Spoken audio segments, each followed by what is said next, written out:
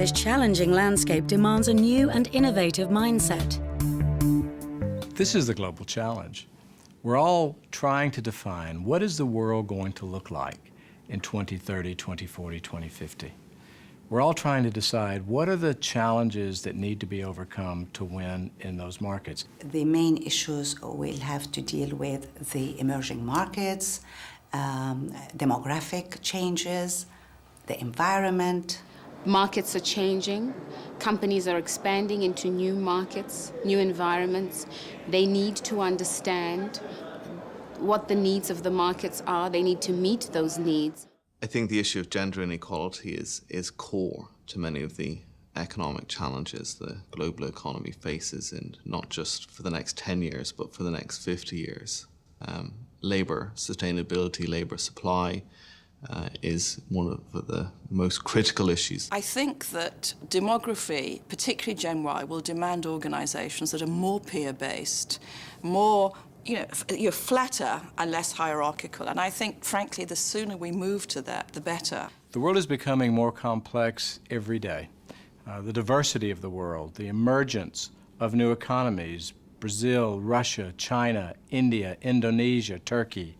So that complexity means we have to pay so much more attention to how we manage our real asset, our people. I'll try to think of a business which thinks in about 2015, it will try to survive and be competitive out there in the market, whilst it only has a workforce which is 100% white or male. So it's imperative that we begin to close the gender gap in order to maximize the invaluable asset that is our female talent. How do you use your talents, all of your talents, to achieve advantage over your competition out into the future? It's at a critical time right now because we have a significant global skill shortage.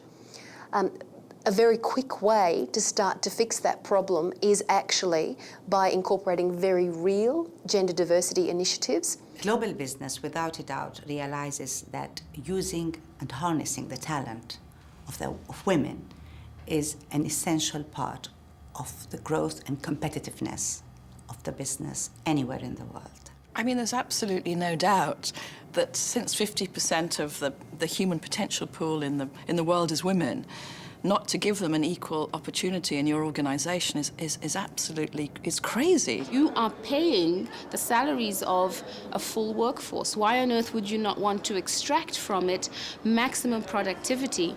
And as a result, that means the active and equal participation of women. Corporate India will have no option but to recruit from this mass, because they will find them a pool which is readily accessible and is as good a value, if not better, than the traditional recruitment pool that you have been looking at. In a world where the competition for talent is the key differentiator between companies, the winning company will be the one that can use all of its talent to the potential. And frankly, women are going to play the critical element there. Because women bring unique qualities to every level of business, especially to leadership. Leaders do only two things. It's like a double helix DNA. One is they exhibit technical skills in marketing or advertising or accountancy. And the second part of the double helix is they bring people skills. Now, the first skill of technical skills can be taught. Nobody teaches you people skills. And what differentiates women leaders is that they bring a different dimension to people skills.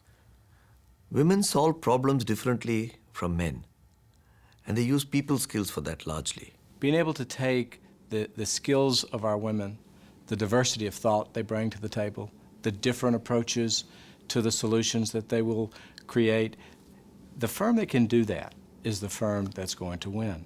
But nobody's winning right now, not whilst that invaluable talent is leaking out of our organizations.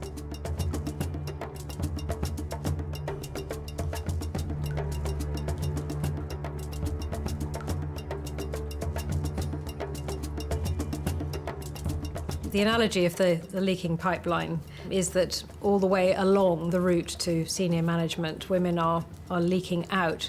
Companies are losing women. Attrition is higher amongst women than it is amongst men. If we were a manufacturing company and we had 50% of our raw material coming in the front of the plant, and only 17% coming out as a finished product on the other end, we would say we have a problem. We have leakage in our plant. This is how it works. For the majority of companies around the world, 50% of their graduate intake are women. By the time those women get to managerial level, we're already down to 30%. When it gets to senior executive positioning, it's 15%, and when it gets to main board positions, it's 10%. And those women have either leaked out or they've simply not risen.